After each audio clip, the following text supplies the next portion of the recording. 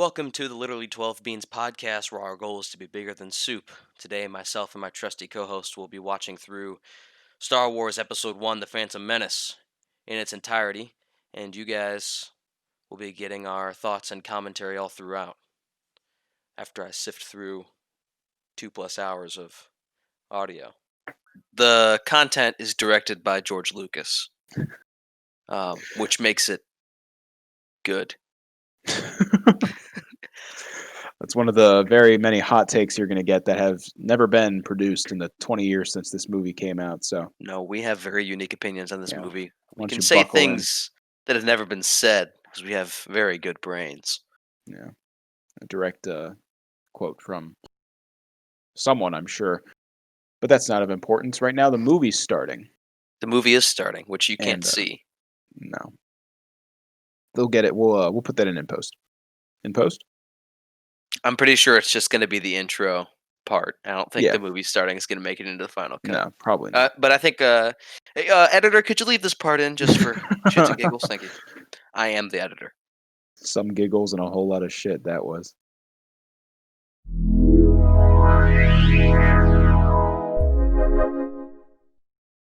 You know, the prequels are I come from a unique perspective because we're part of that generation that like grew up with them in a different way, kind of in the same way that our parents might have, but in a way more different time of movie consumership. Yeah, especially since I can't remember. I think I was introduced to Star Wars watching them in order of release, because by the time I was watching them, this movie came out in '99, so I had to have been like 3 or 4 when I first started watching Star Wars. I remember watching episode 3 when I had my tonsils out in first grade. That was something. I came home. I got to stay home from pirated DVD. On Yeah, my I had a bad similar TV. a similar Yeah. experience with episode 3. I think there's a lot of those floating around though. I think a lot of people just pirated episode 3. It's interesting that we went from force hold breath and run kind of fast to like current year where Teleporting? forced teleportation and like Skype calling and shit. It's a forced dyad, please. It's a dyad. It's Do you extremely think they need a unique. dyad to hold their breath with the force? I'm sure Kylo Ren has no idea how to force hold breath. It's way too advanced. Kylo Ren and Rey must be able to hold breath like you don't fucking believe. I never really liked until the Clone Wars came out. I should say, I didn't really like the this era that much. Because my only Prequels. real experience with it was prequels, which when I was a kid I thought were pretty boring because I couldn't really appreciate the there wasn't the depth that the Clone Wars and future content has added when I was Right. younger. It But I was didn't my like it because favorite. it was not like people versus people. It just Oh, yeah. never made sense to me. Like they could just print more droids. Right. Before you understand like the economy of Star Wars. The economy of Star Wars. Yeah. Yeah, I always loved the prequels when I was a kid. Ever since episode 2, when the clones come in and fuck shit up. That always got me. I would fast forward to that part. Jump ahead a movie. We're gonna change up what we're doing here. But the clones coming in always blew me away. I was always a fan of the stormtroopers. So seeing stormtroopers but good guys and cooler just blew me out of my fucking mind. You know, all this stuff with Queen Amidala and everything and the politics of Naboo, just as a kid, I had no idea what any of it was. Like, she's a queen, but later you find out she's voted into power and then people dying. I remember in the second movie when her body double dies, I thought that was her, and it blew me fucking away. I was blown away very easily as a child when anything happened. But when her body double died and then she ran up, I was like, oh, what? It's very quickly and very easily blown away. I was blown away as a child very easily. It's kind of weird looking back that Jar Jar's plotline was he was banished from his people for being retarded. Again. Twice. Yeah, right? Isn't this like his second or third time? Yeah, not for the first time. He's and then they're like, "You're gonna be our senator." He's a mentally disabled That's what man. happens next. They live in a society where they banished their mentally disabled to the outworld to die, and then they made him a general and then a senator. I mean, that's the You career know, what path was to excellence right there. his plot line went from outcast, mentally deficient homeless man to general to representative of his people for the planet's government to senator for the entire planet to representing everyone on the planet in the government and suggesting Chancellor Palpatine be given emergency powers. Yeah, it's because he's secretly a Sith Lord, you know. You know what? That whole thing aside, the universe kind of deserved what it got for electing a mentally disabled man to the You highest think that the power of universe office deserved damnation to years of civil war and the em- turmoil, to the all empire. because of this Yeah, guy? if everyone was okay with letting Jar Jar Binks, who was local lunatic, banished several times to a Local fish senator, man yeah, banished to the surface. I don't know why they didn't force hold breath to swim down there. It's a one-off power. Yeah, Once per they can, long you rest. can use it one time, once for long rest ability. Liam Neeson, Qui-Gon, his reasoning for bringing Jar Jar was saying, we're going to need a guide to get through the planet's core. And it occurs to me now, Jar Jar does nothing to help them and everything to hinder them through the planet's core. I don't He, know. He just didn't he want him to really get punished left because them he's, I behind, guess, a good guy. I guess. Quite, yeah. His whole thing is he's a good guy, but wasn't like not less than 20 minutes ago he trying to leave him to die in the woods to the droids. But he's proved himself useful He called him since an then. idiot. He called him an idiot in a pathetic life form. He's worth saving. He's worth saving. Do you Jar Jar think Jar knocks over Jar? a glass of milk and gets banished Well, I was for gonna say, do you think life. his clumsy accident was spilling a drink, or did he like accidentally? Do you think he's wanted for like vehicular manslaughter, like something just absolutely I'm just insane? clumsy. I'm just a little bit clumsy. Wait a second. Qui-Gon just said the Force is going to guide them. His whole reason to bring Jar Jar was that they needed a guide. Qui-Gon's lying out his ass constantly. Qui-Gon is on drugs. This whole movie. Little known the fact: Qui-Gon's been high off that gas. He didn't hold his breath. dioxins. That inhale moment wasn't them holding their breath. He He was was getting forced blazed. sucking it in. You know, they did do kind of a good job in the beginning of this movie demonstrating the role of Jedi pre Yeah, Clone Wars, pre-war. pre-war, like these ambassador, peacekeeper types. But it makes me curious to know what the fuck the Jedi would have done in this situation. I mean, I guess we figure it out. They abduct a slave boy to blow up the bad guy's ship. But outside of that, what do Jedi do when they don't have access to child slaves? Uh, Improvise.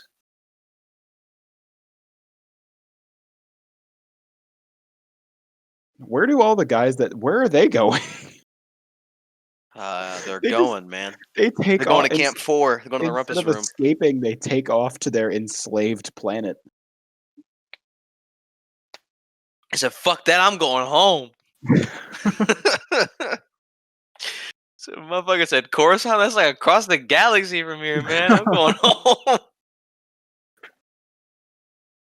Captain, I read something that said Captain Panaka becomes a Moff in the Yeah, Imperial he Navy. becomes a bat. He sells out.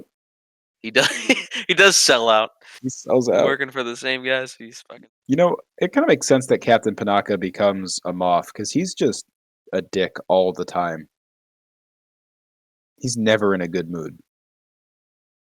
I don't know why they didn't just hyperspace torpedo through the fucking blockade. Oh, that wasn't invented yet. Ah. They don't have a force dyad, so they can't do that. That makes everything possible.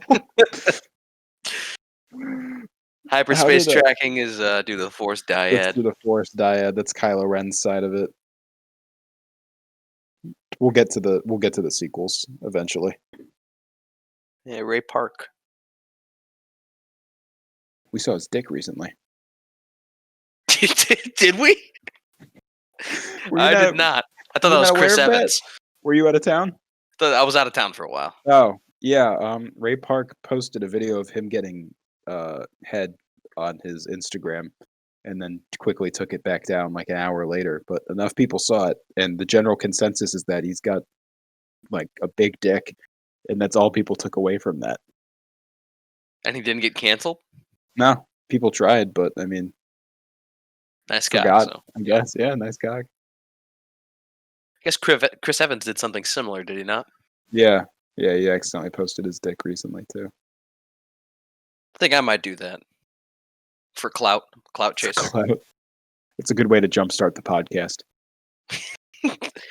Release a dick pic with literally 12 beans tattooed on it. Label it, Captain Panaka's leaked meat. Leaked meat. Yeah. Meat leakers. Alternate podcast title. Welcome to the Meat Leakers podcast.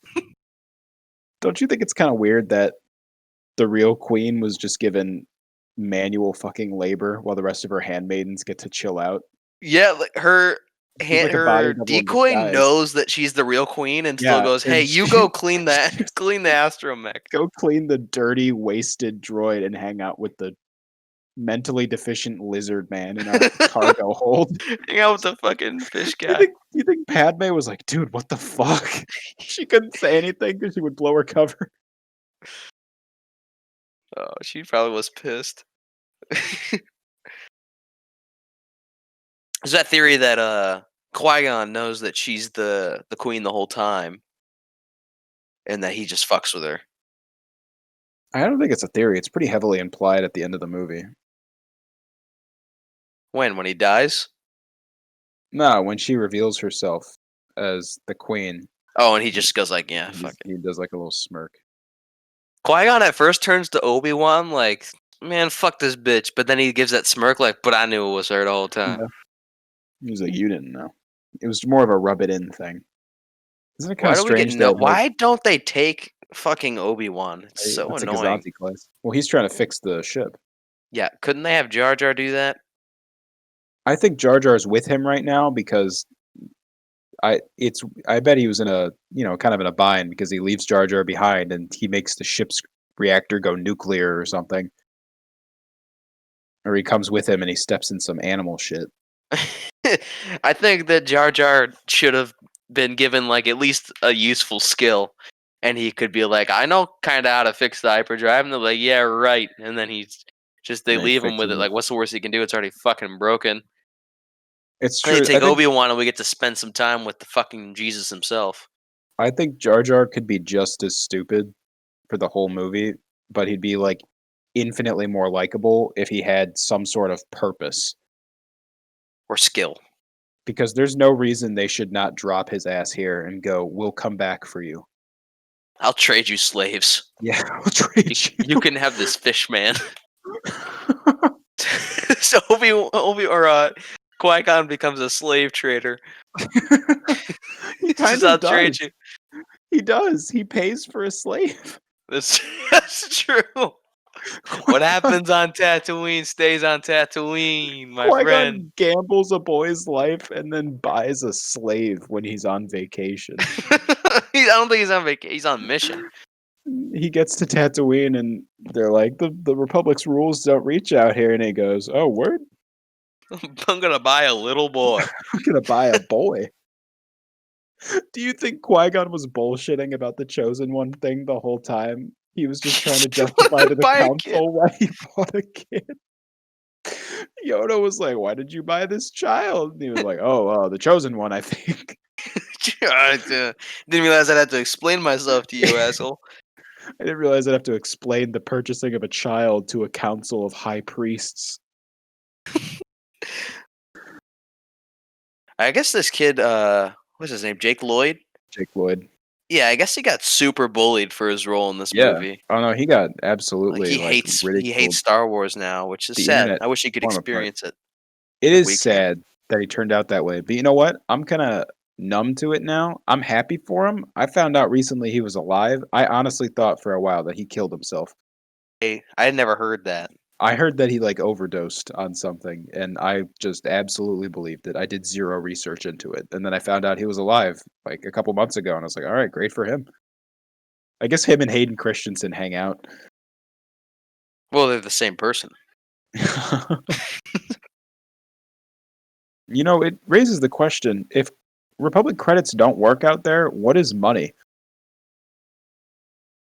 Like, do they have Uh, a gold? Do they have a gold standard, or like because they win a bunch of money and it's credits, but I guess it's not Republic credits. yeah, I don't know. I guess it's like, well, because in Mandalorian, there's calamari flan, so I think there's like Oh, right. planetary currency as I well. guess. I wonder but wouldn't there be like some sort of conversion rate? Because he takes the Mon Calamari flan instead of Imperial credits because it's like different levels of conversion. We're gonna get comments about this. We're gonna get one comment and it's gonna be the It's height of gonna my be the fucking day. conversion system from Tatooine currency to fucking Republic standard. Maybe if we paid more Because I attention think to it's the similar to like the day system where there's like a planetary rotation and then there's the standardized Republic stand, day. galactic standard time. Yeah. Shit. You know, if we, you know who probably knows? Who? Newt Gunray. He probably knows the conversion He rates. probably knows the conversion rates. He is a trade man after all. Do you think the Trade Federation, their whole beef with Naboo is like some sort of conversion rate? Like they have Trade Federation schloinks, and the Naboo won't give them like a fair trade. We're not gonna trade you 200 credits for your 100 schloinks, okay? It's not worth it's not worth that much, kiddo. The schloink to credit transfer rate wasn't high enough for their liking, so they've decided to commit planetary occupation. Star Wars, I've always had this complaint with Star Wars. It's more prevalent. You know what? I wouldn't even say it's more prevalent. It's prevalent in every movie and every Star Wars medium, in that they treat, because every planet is basically a biome, which is fine, but they Mhm. treat every planet like it's just whatever main capital city or whatever main big city for the most part. So they'll Right. be like, "Oh yeah, we're occupying Naboo," and then you only see, Feed. was it Theed? Yeah. And that's just once they win the battle in Theed, they're like, all right, we win. But it's a planetary occupation. That shit's fucking huge. I mean, we've argued about this before. Yeah, Our two viewers don't know this, but we've argued about this before. In I Star brought it Wars, up because it would be there's a good lot of conversation. there's a lot of power to be held in planetary capitals with things like spaceports, because I imagine establishing a spaceport is no simple task. So controlling a spaceport is probably That's true, and tantamount there's to some probably sort there's of probably only planetary so power. many. There's probably only so many spaceports per Yeah, planet where you especially can when dock. you're blockading a planet so people can't leave or enter, and then you hold the capital of the planet. You pretty much hold the two main things to force everyone else to just fall in line. I wonder what the rules are though, because there are planets canonically in Star Wars that don't have spaceports, but you can still land on them. Yeah. Like you can still go there. I think So why spaceports are does just like the biggest, it's like the conglomeration you control. It's like controlling a highway, it's like you don't have the back roads under your wraps, but you control the main source of Yeah, traffic. that's So true. it's kind of interesting that droids have a concept of naked, like C3PO is just big dick swinging in the wind right now. This movie goes to show that Qui-Gon is just a clown bastard. He's a scumfuck bastard. He just buys children and he's betting on illegal pod races and shit. I suppose that's the point of this trilogy, to show that the Republic is like shitty now. That they're mired by corporate entities and bureaucracy and stuff like that. But you think slavery would be a pretty big one on the docket? Real hit and miss there. Swing and a miss on that one. His brain should be fried. Yeah, I wish he died right there. Could you imagine if his head just fucking exploded?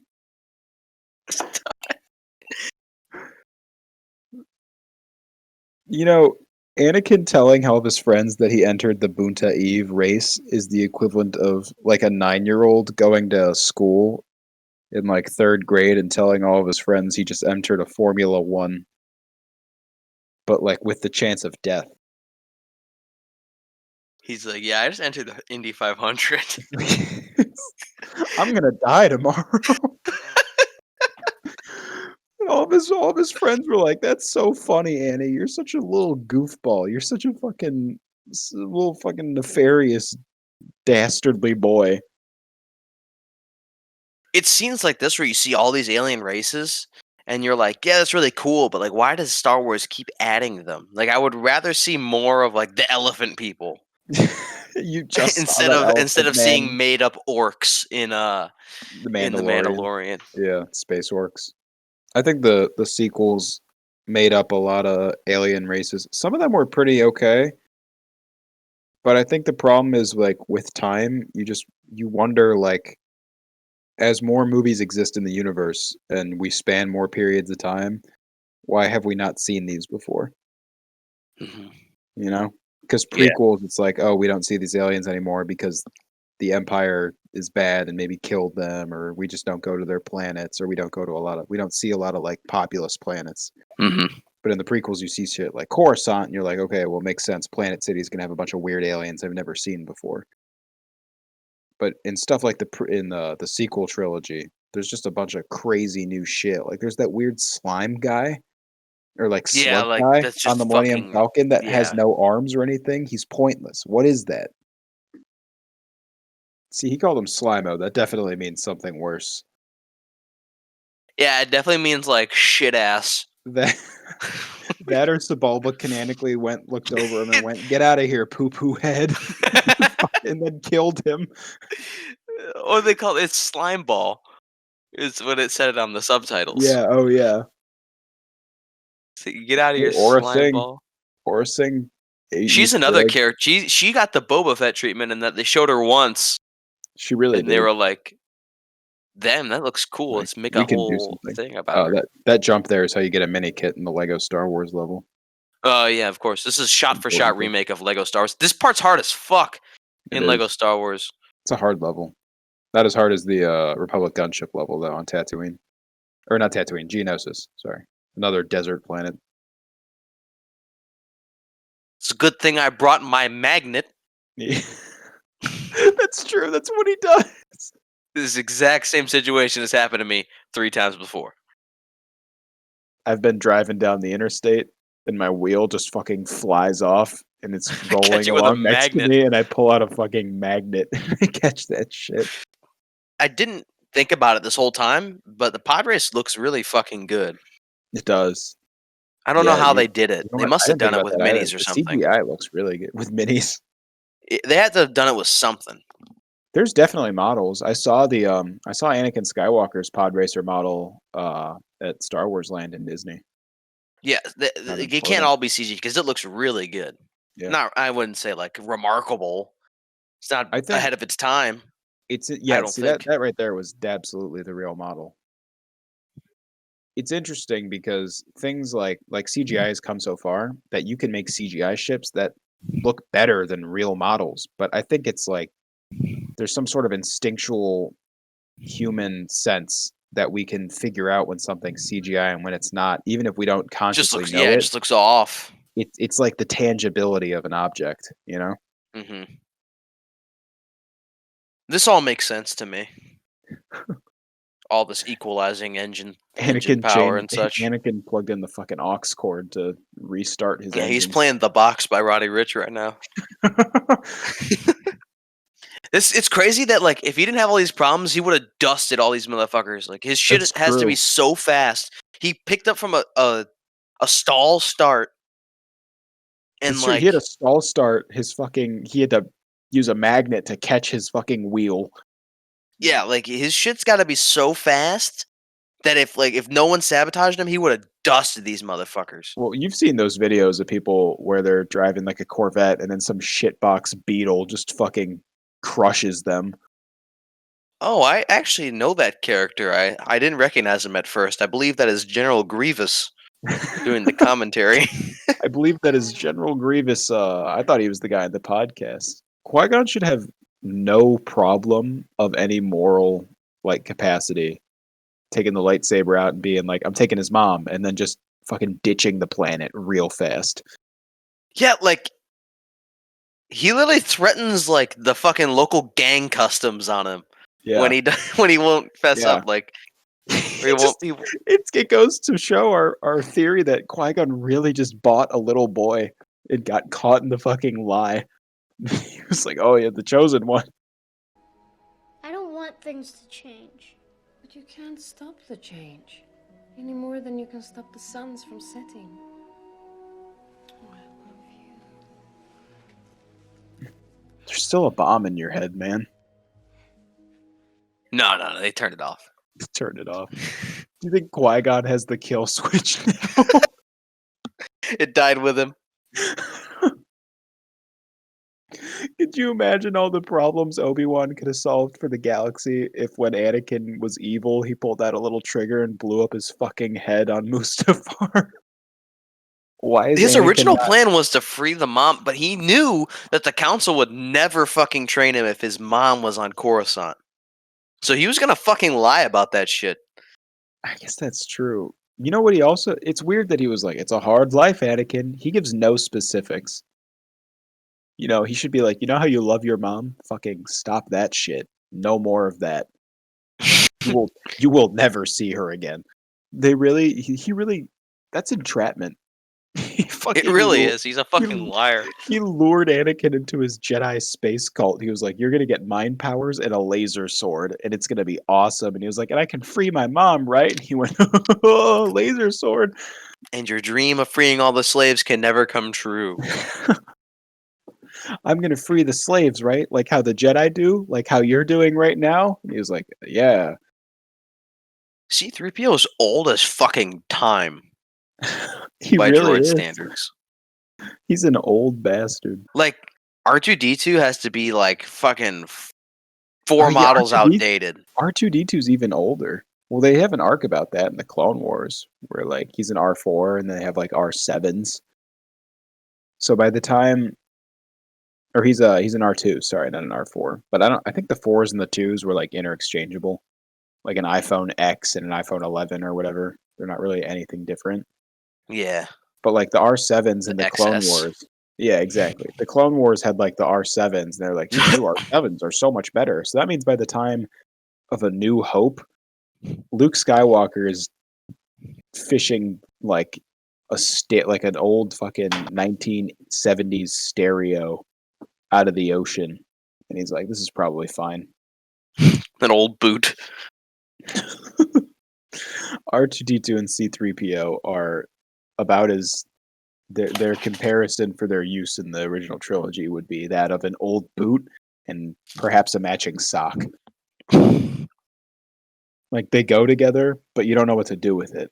You think anyone ever gay shipped C3PO and R2D2 together? Rule 34, man. You want to do a segment on Rule 34? You want to review some Rule 34? Do not. You're making a new tab. Don't. Okay. C3PO. No. Is it O or 0? It's O. Oh my God! Yeah, Stop. that's a lot of porn right there. That's a fun one to have in the internet search history. See, if Darth Maul was a Force dyad, he could have pulled that ship out of the air. Or Could have blown it up accidentally with lightning struck could it. have blown it up with Force lightning. Anakin came onto that ship with that ready to go. He knew what he was doing. Yeah, he's planting the seeds for the long con. He's grooming her. See, he's grooming her. He's been playing her this whole time. He was like, "Oh, boo-hoo, I miss my mom," and he's like trying to grab her ass under there or something. How come none of these high-ranking politicians are like, who is this random ass child? Well, the Jedi are probably often frequently seen with little children, so they're probably like, yeah, this guy's fine. Do you think they're like, here comes Qui-Gon again, pulling in another little boy, and he's like, "Oh, don't listen to them. Don't listen to them, Annie." If you would just listen to the council, you'd be on the council. I'm not going to stop buying little boys, Obi-Wan. The Force will guide us. The Force has guided me to this little boy, Obi-Wan, for a reason. Has done so before, it will do it again. Like, why do you always want to be a fucking recruiter? Jedi. It's just the Force guiding me to these little boys. We go to a lot of slave planets, Master Qui-Gon. He's like, never mind that, Obi-Wan. The Force works in mysterious ways. Various ways. This is when he has to tell the council he picked up another little boy. And all of them are like, God fucking damn it, Qui-Gon. Obi-Wan tried to leave before they caught him. Yeah, Obi-Wan was like, let's just go. Yoda, Mace Windu, they're all just like, again with this shit every time. See? They're all looking at each other.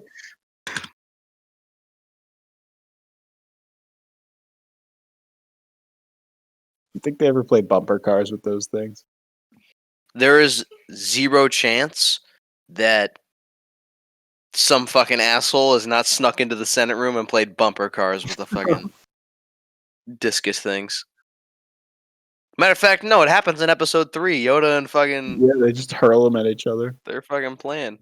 Do you think after episode 3, they come in for work the next day because he announces it's an empire, and then like half of them are just like, "Oh, what the fuck?" When they find that Just their this thing shit again. it's been hurled down the side of the fucking room. You think they go down to the bottom and sit down there?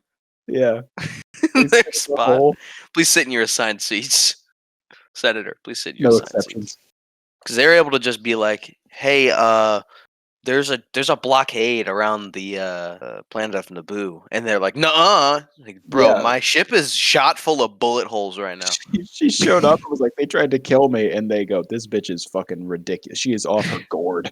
Do you think Chancellor Valorum was absolutely fucking sidewinded by that shit? Yeah, like, look, he's so fucking caught off guard because, like, a week. Well, he knows he's shit because he knows he's about to fucking lose. You can tell by his face. Yeah, but like days prior, he was like, "Oh, not even days, maybe hours." He was like, "It's good to meet you, Your Majesty. I'm here to help you and your people. We just have to get through this system of bureaucracy, and then we'll dispatch a formal condemnation." And then he's like, "All right, step 1, you ready for this? Big day." And then they go out there, and she goes, "Chancellor Valorum should suck my dick." And then he's like, "What the fuck, man?" You dumb fucking bitch. He was like, "I'm gonna help you out," and then she went up there and said, "Fire him." But if one person says vote of no confidence, unless they all collectively re-elect that chancellor back into power, that dude just gets fucking fired that day. How are they not having new chancellors like every other week? Chancellor Valorum got there like a week ago. The guy previous got a vote of no confidence. That's why fucking Obi-Wan's like, long after his term has expired, like everyone else got out of there after like 4 fucking days. This dude in the background, watch this fucking dude with the neck in the background. He just keeps leaning. He's fucking creeping me out, man. Look at this dude. Hold on. Check him out. Look at that dude with the neck. Look at this fucking scrotum neck. Look at it. It's just moving. It's just moving back there. He keeps just moving back. What the fuck are you looking at, jackass? Fucking hate that guy. He pissed me off. I think there's probably a reason he's like the one guy in that room that does not get at least a episode about him in the Clone Wars. That motherfucker get his Animated head TV chopped off show. immediately. Grievous probably dispatched that douchebag. He's fucking... That guy crossed Qui-Gon. He was like, "You need to stop bringing young little boys here," and Qui-Gon fucking murdered him. Just fucking throat punch that guy. You could tie him up like a fucking balloon. You know what? It kind of makes sense that he's probably the worst candidate to be a Jedi for lightsaber combat because he has the highest chance of getting decapitated.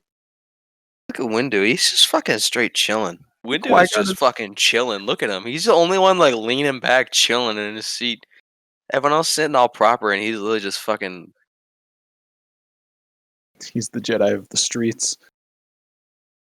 Also, Yoda in every movie is like, I'm not fucking training this asshole. Every time.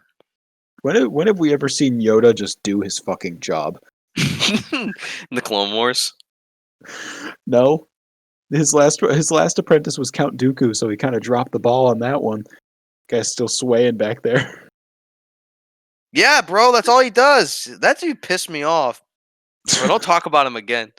I'm gonna catch these hands. I'm about to decapitate asshole. He's just fucking swaying back there. Looking like the Leaning Tower of Go Fuck Yourself. I love that Kiadi Mundi had a special council-approved pass to fuck. I would have heard about that and been like, yeah, my species as well also must breed. That's the biggest flex. He must be What? going like he Getting must the be going through the fucking Jedi temple, just like fucking virgin. Do you think he shows up late to meetings? He was like, "Sorry, I was fucking." I was out there having sex. I was out there having sex. Not that you guys would know what that's like. You know what sex is? I bet you don't. I have an extra heart in the top of my head. So they said he can't be trained, and so Qui-Gon's just like, okay, well that doesn't mean he can't hang out with us. I mean, So they're he owns him, friends. right? Yeah, he Technically, owns does. bad acting. Liam Neeson is a bad actor. Not him, but okay. Liam Neeson's acting is the worst out of everyone in this movie. Liam Neeson is black. No, he's white Snoop Dogg. Liam Neeson is black. Let's clip that. Someone clip that. Can we get a fan here? Clip that. I don't know why these midichlorians are always telling Qui-Gon to touch little boys, but they're drawing him to a lot of children.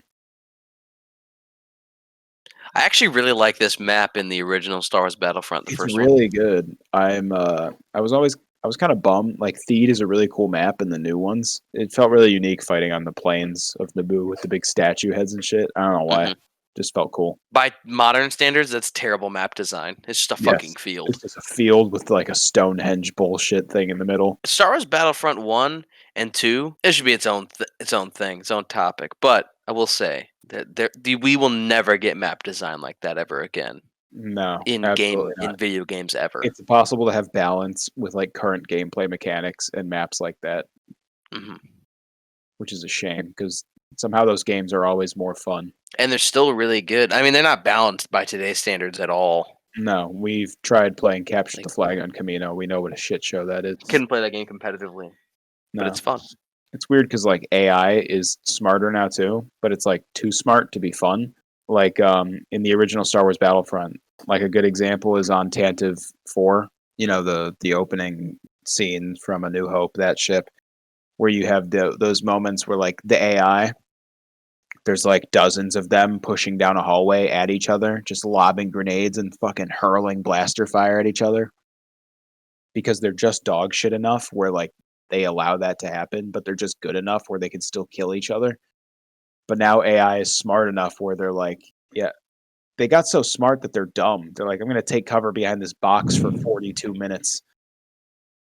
You know, it's interesting how the dynamic of the droids changes. Because in this movie, the droids, they all operate off the central control module. So they're like, you know, moving off of one computer brain. Uh-huh. But when they fight in combat and like move around, they're more fluid and like individual like, you know? Yeah. Like actual like regular combatants would be. But later on in the series and especially in the Clone Wars, they really emphasize that the droids' strength comes from their unending numbers and just ruthless efficiency, and where they just keep marching at you and you shoot down one and two more replace it. And they kind of do that here too, like when they set them up. But it's weird to see them on an individual scale. They're operating very like, you know, they're like dodging and weaving, and they're like half crouched and stuff. It's interesting. See, like this shit right here. They're marching, and their strength is indicated by their unending numbers and things like that. But then they have that where they start moving through like individual people. And it's interesting because later on in the era of Clone Wars and different mediums, they do more to indicate that they kind of lean into that shot, like right there, that unending force, like that tidal wave of metal.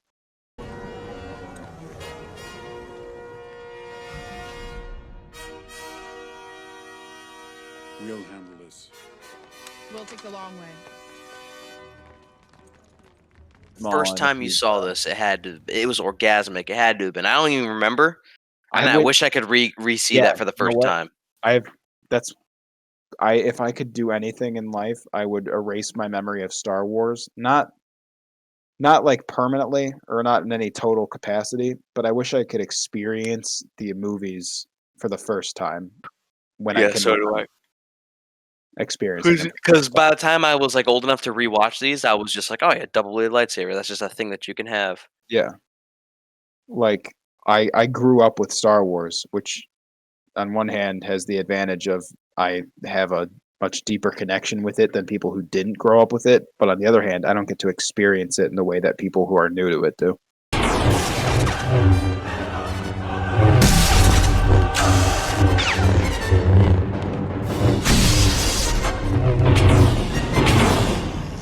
Where's the fucking force speed, asshole? Yeah, where's your fucking Like that's the in true. canon explanation is that like you need too much focus to like do maneuvers like that in combat, especially in actual lightsaber combat. That's true. Also, I can imagine if he But was force speeding and he was off, he would have just vaporized himself there. So, it's kind of a safety thing. that shit was fast as fuck when they did the Maybe force they speed maybe they before could the just first dodge. time. Maybe it's just a dodge. Maybe that's all they got. Yeah, but he could have got a little closer. Or when they all open, like he knows he can make it. Yeah. They fucking dashed like 200 meters in a second. I feel bad for that general guy. He's had to fucking deal with his retarded boss making Jar Jar his superior. Superior officer. I do love that some characters in Star Wars can. I mean, I think he's reading it actually in this one, but some characters in Star Wars can just understand droid. Mm-hmm. They could just speak. Like Ahsoka can just speak it. Yeah. But in the ships, they do have a technical readout that says things. It's really cool that this is like the rivalry started. Yeah. Especially with the context of the last season of the Clone Wars. Obi-Wan Rewatching gets- this, it gives it a little more, just a little layer of depth. Yeah. Obi-Wan gets all the good rivalry treatment. I mean, yeah, his top one is fucking Vader. So He has Darth Maul, General Grievous, and Vader. I remember in the also earlier kind of seasons Ventress of, too. Yeah, Ventress, yeah. In the earlier seasons of the Clone Wars, they tried to do it where Obi-Wan's nemesis was Ventress and Anakin's was Grievous, because Anakin was always like, Grievous! And they would like face off and dogfight in space. But then I think Dave Filoni realized Anakin and Grievous don't meet until episode 3, so this ain't gonna work. And then they just switched it Yeah, back and then to they switch Obi-Wan. him. But they never gave Anakin Ventress, so Obi-Wan just had all of the fucking fun. Can you believe the fight choreography on this shit?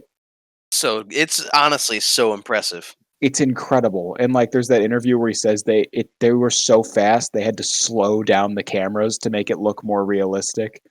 How did we go from this to the sequels? I know I'm trying so hard not to talk about the sequels, but I honestly, how did we get from here to Rey swinging her lightsaber like a fucking baseball bat at Kylo Ren for like 10 minutes?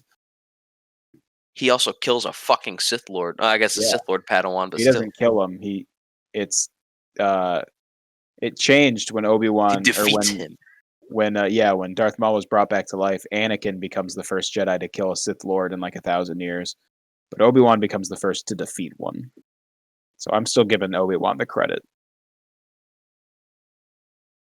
This is when he legally transfers ownership of Anakin to Obi-Wan. Here's the papers. Here's the dead man switch. Here's the detonator to Anakin's fucking brain bomb. Here's Obi-Wan He is my doesn't really dying wish. You explain- need to train that little boy I bought. the little boy I bought. He's yours now. He must have died to get out of them fucking knee-high boots. Fuck that shit. I only got Solomon's in space. Solomon's. Palpatine had an in with Qui-Gon's little boy trading scheme. He did have an in.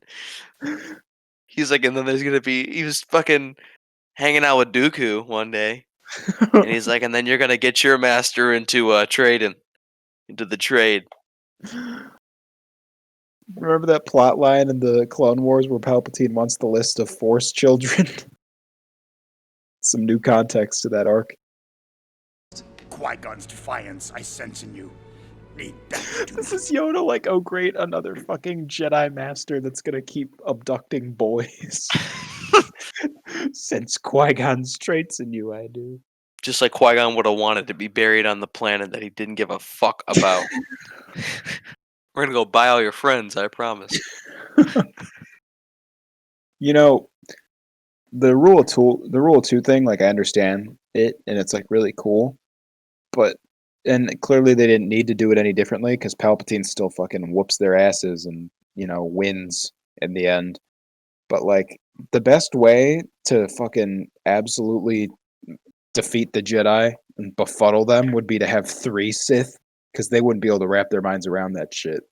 Uh, Actually, no, never mind. That's like a plot line in the Clone Wars. Because there's Ventress, and then there's Savage Opress, and then there's Darth Maul, and the Jedi just can't keep all that shit straight. but They're they see confused all the time. well, they know that Ventress is just a dark side user, It's true. She's like an assassin. which means that Dooku publicly came out and was like, "No, she's not the I'm not the master." Put out a press release. No. Yeah, do like an afterthoughts thing. An afterthoughts thing. Just to summarize. My thoughts after the fact that this movie is the worst of the prequels, and it's not that bad. The final third of the movie is pretty solid. I think the first part of the movie is pretty solid. I like this one better than episode 2. I like Phantom Menace better than Attack of the Clones. Attack of the Clones has so much better, just so many more cooler moments, though. Had a stroke getting that one out. Like I the don't amount know. of things in I the like Attack of the Clones that are, in my opinion, really more impactful on the story happen in much more interesting ways to see visually. see here some highlights from episode 1 that I have written down. Boon to Terrence. Eve racing equals NASCAR for 10-year-olds. That is something I have written here. That's a good one. I've also written down Jabba's smelly gay son, which I'm sure was pertinent at the time of viewing, but I don't remember what that note is Smelly gay supposed to be for. son. We're talking about how Jabba's ashamed of his gay son. Yeah, his son kind of just goes off. He's born shortly after episode 2, but I did want to revisit 2 points before we go. Of course. I thought it was interesting, the droid army dynamic you were talking about. With the functionality of the droids, how it's changed. Yeah, especially with the different They kind of droid operate. types. They kind of operate like the old British military tactics during the Revolutionary War. That kind of like stand and shoot firing line, and then the revolutionaries would, take cover, which somehow was a fucking It was mind-boggling. just absolutely blowing fucking every previous tactic out of the water with the idea to just not just stand there and get shot at until you die. It really puts Yeah, in it is like that, but instead of standing, it's just a constant movement, like an Yeah, unstoppable movement exactly. forward. I like the idea that the droids are supposed to be like a metal tsunami that just it crashes over you no matter what you do to prepare against it. And I think there's some really cool episodes in the Clone Wars that illustrate that really well. There are some where the droids are used for comic effect because they are funny in their stupidity sometimes. That can be played up for laughs. But I think some of the best parts are when the droids are shown as that unyielding force that just has no end to their numbers, like in the opening battle of Christosis in the Clone Wars movie, which wasn't exactly regarded as good, and it's not remembered fondly. I liked it as a kid. I liked it too. My idea of it is like tainted, but I know there's a lot of people out there that don't like it so much, and I think that's fair because there were parts in the movie that I didn't care for even back then, but the clone trooper parts really made up for it when I was a kid, especially the ATTs going up the wall and stuff. But in the opening battle on Christosis, I think that's how it's pronounced. There's that scene where the clones are all haggard. They're fucking out of ammo, out of medical supplies. They're dwindling. Their men aren't being replenished, and it's just more and more of them are dying every time. Every time the droids come back, their numbers are replenished. And it's like this unyielding tide. And there's that cool scene where they charge over the barricades at the droids, and they're just running at them, cutting them down as many as they can. There's the one clone that like shoots 2 of them, gets his gun blasted out of his hand. He punches one and then gets shot. It's like a really good way of demonstrating that the droids aren't tactically superior in that moment by any way of coordination or creative thinking. They're just an unstoppable force that is rolling over the clones and slowly whittling them down. And the only reason they're still alive is because they have those artillery cannons, which is, the plot for that first that particular quarter. battle. Yeah, that's their like I guess you could call it MacGuffin or their Deus Ex Machina. I wouldn't call it a Deus Ex Machina because it's not like it came out of nowhere, but that was their only thing holding back the tide, and it was like failing them. And I think they really blew that out of the park, despite that movie's flaws. Yeah, I think that is really good. I don't think it's really consistent throughout the Clone Wars, just because there's battles where they stand and face each other and fight in like drawn lines, and then there's like battles where the droids are occupying an area, and just depending on the episode is how well the clones will do. It's not really consistent. Like, do the clones do better when they're assaulting a stationary position? Unlike in the original trilogy, anytime stormtroopers are occupying anything, they just get fucked. Mm-hmm.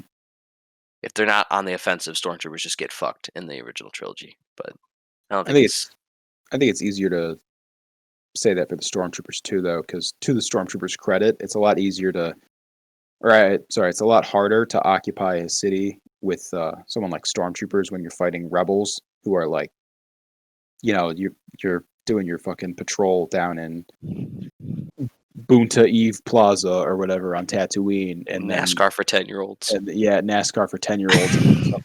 some fucking Ben Quadranos or whatever, I forgot his name already, pulls out a fucking blaster and roasts your friend that you've known since childhood, and then takes off into the crowd because just runs away. Action, yeah. Famed legend, but that's like if that'd be like if what's that one? What was the one famous NASCAR guy? Oh, John Wilkes Booth. You're thinking of John Wilkes Booth. Yeah, exactly. I feel like John Wilkes Booth just killed your friend at a Fortune, like an Indy 500 race or something, or the Fortune 50 at the Strawberry Festival in Kirtland, Ohio. Yeah. We don't know a lot about NASCAR, but we do know a lot about droids. So that's true. I know if I could trade all my Star Wars knowledge for knowledge about something useful like cars or carpentry, I would be a lot better off as a man. Absolutely. But unfortunately, I spent my childhood studying Star Wars, the visual dictionary, and not learning a trade or something. Well, while you studied the ruler, I studied the Star Wars visual dictionary. And the Star Wars Lego visual dictionary. A lot of visual dictionaries. We looked at picture books growing up of spaceships and clone troopers, and now we're this. And now here we are, making a living. Making work for ourselves is what we're really doing. This really serves to no benefit except maybe one or two people, and that maybe one or two people is you and I, because we might look at this later and decide we hate this. True, we might. I had one more point before I cut the recording and dread skimming through it. I have written here Qui-Gon, scumfuck bastard. Can we go over all the reasons just in case they all don't make it in the final cut, or just in case we only use this aftermath? Can we dissect why Qui-Gon Jinn, Liam Neeson in The Phantom Menace is a scumfuck bastard? Yeah, absolutely. Well, it all starts with Qui-Gon Jinn showing up on Naboo, and then he tackles Jar Jar out of the way. And then essentially he looks him in the face and calls him a fucking moron, and then tries to leave him to die in the woods. Which is, of course, the Jedi way. It's the Jedi way. It's Qui-Gon. You forgot how he fucking huffs some dioxis gas. He huffs some dioxis and just goes fucking bananas on everyone in the rest of that movie. Qui-Gon loses his goddamn mind. He's riding a fucking high the whole movie. I mean, you'd have to be to bet on a 10-year-old boy and a slave. He does. He goes. Just quick recap of the film. The plot, as I saw it. Space Jesus and his apprentice, soon to be Space Jesus. It's just Qui-Gon's shenanigans. It's all of It is. his clownery. He, in an effort to break free of his current spree, the Jedi Council has sent him on a mission far, far away from the slave trade. From children and slaves. But of course, he inevitably finds himself in a little bit of a conundrum in that he's bought yet another slave. Qui-Gon once again returns home with the slave boy to the dismay of the council. And they're like, God damn it, Qui-Gon, you scumfuck bastard. Scumfuck bastard. Why have you brought us yet another slave Where do boy? we have to send you to have you stop bringing home slaves? He fucking is extremely knowledgeable of gang customs on Tatooine for someone who's supposedly just been there for the first time. Qui-Gon goes to a planet where there's slavery, and understandably, he's one Jedi. There's two Jedi there. They're in hiding right now, so that's not something they can deal with on a large scale. But two slaves, easy. You pull your fucking lightsaber on Watto, and then you go, I'm taking these. Slavery is illegal. I'm a Jedi. And then what's Watto gonna do? What the fuck is he gonna do? He's gonna go get the Hutts? You're leaving. But instead, Qui-Gon's like, you know what the move is here? You know what the play is? I'm gonna get this little boy. He's gonna race in a fucking suicide run. Death fucking guaranteed almost race. So I can get the parts for my ship, for my mission. And then I'm going to keep him and not his mom. I could have his mom. I don't want her. I want the boy. I just needed to make it look like it's not a choice for me. The proof is in the pudding, in that he knows the Jedi Council won't fucking train Anakin if his mommy's with him. And he tries to buy the mom, which means he just wanted to buy some fucking slaves. That's his plan. His starting plan A, is buy 2 slaves. Plan B is train the little boy. Plan A, slavery. It's a 2-step plan. Step 1 is slaves. Step 2 is train the slaves. Like, what was he gonna do with the mom? Was that gonna be a slam piece? I don't understand. Like, what was he gonna? He was gonna bring Anakin and his mom and be like, the boy and his mother. Qui-Gon was gonna show up and be like, my species is going extinct. I need a fuck pass. Kitty Mooney's be like, I'm fucking down for that. I'm down for that. Qui-Gon's whole mission there, he bought a slave. He bought Anakin as a slave because he didn't win his freedom. He bet him as property. Like Right. he bet Anakin as the counter to Classic Django Unchained scenario. Yeah, exactly. Yeah, when Django had that Django had the fight over the pod racer. Everyone then, remembers that scene in Django the Unchained where they fight over the pod racer. Yeah. Yeah, they say the N-word. They fight over a pod racer. Jake Lloyd is there for some reason. Django! Qui-Gon Jinn does not free Anakin. He doesn't bet on the boy's freedom. He just bets the boy as liability, or no, he bets the pod racer that he has, Anakin's pod racer, for Anakin. It's not his either. Yeah, he not. says it's his. And Anakin, a 10-year-old boy, gives him permission to bet it is his. But he's just like, okay, kid. Children can't consent to gambling. Qui-Gon knew what he was doing. And like, worst case scenario, like, what would happen? Anakin crashes and fucking dies. Crashes and fucking dies. He gets to give the pod to fucking Watto. Well, and then he's just and then that's when he pulls his lightsaber and he's like, fuck this gay planet. Which, if anything, that would show that Qui-Gon the whole time was willing to use his status as a Jedi to get what he needed to complete the mission. This was all a game for him, which is why, in conclusion, Qui-Gon Jinn, scumfuck bastard. All right, I'd say that's a good a conclusion as any. I would dare. I challenge anyone to prove me wrong, to say otherwise. Let us know in the comments how else you think Qui-Gon Jinn is a scumfuck bastard, or how not. Argue in the debate in the comics. Yeah, comments.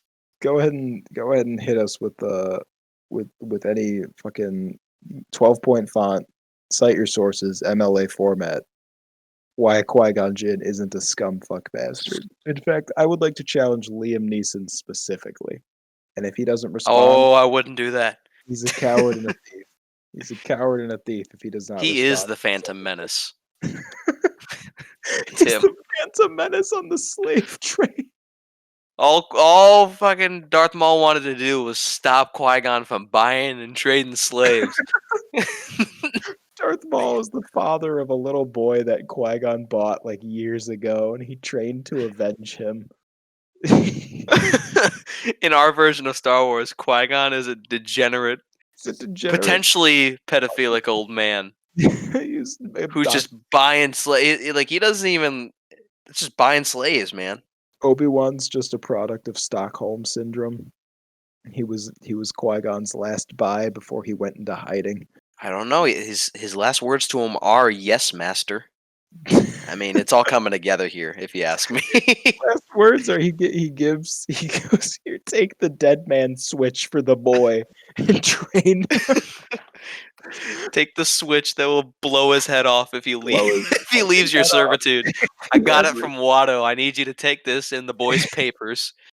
If he ever I need tries to get him new tags every year on his birthday. So if he ever tries to go back to save his mother, you blow that motherfucker's head off. Like we're not buying his little unseasoned sorry friend from fucking Tatooine. Don't let him go back and free all the slaves. You might turn into Darth Vader if you do. Specifically stop him from freeing the slaves. It was Qui-Gon's dying wish to uphold the status quo in Tatooine. Obi-Wan's having that meeting with Yoda, and he's like, I will not let him go back and free his fucking mother. And Yoda's like, Qui-Gon's defiance you will not need. We're all on the same page with the slaves. We're all in the same thing with slavery. Everyone knows that we need the slaves to, why don't they free the slaves? Like, why didn't they correct that issue? Again, they had an army, like, years later. They have an army. It would be of no consequence to go root out the Hutts. I think they forgot. In fact, the Hutts owe them that Anakin goes back to Tatooine. Wait, what the fuck? In the Clone Wars movie, Anakin ends up on Tatooine. Yeah, and their purpose there is to negotiate using the Hutt's illegal trade routes to move war rations and shit. Do you think supplies and shit. Were they like war profiteers? Like they're maybe the Hutts had too much representation and fucking. Do you think they sold the Hutts spices to fucking fund their war machine? And the money had to come from somewhere. Sifo Dyas ain't paying for that shit out of pocket. That shit's getting charged to some Republic credit cards. It's a controversial opinion that we'll tackle in the next episode, but Sifo Dyas was out of pocket for creating that clone army. That was he created that clone army off rip. I hate to break it to you, but the clone army's been created off rip. I'm still not clear on Sifo Dyas and his whole storyline. We'll tackle that in the next episode. For now, though, this has been literally 12 Beans. I'm Bridge Troll, and this has been Blood Salesman. Signing off. What a fucking thanks for sticking through with this first fucking shit show of an episode. More content to come, hopefully. Maybe we'll disappear. More quality scumfuck bastardry. Someday we'll be able to attach the word quality to our content without feeling bad about it. But today's not that day.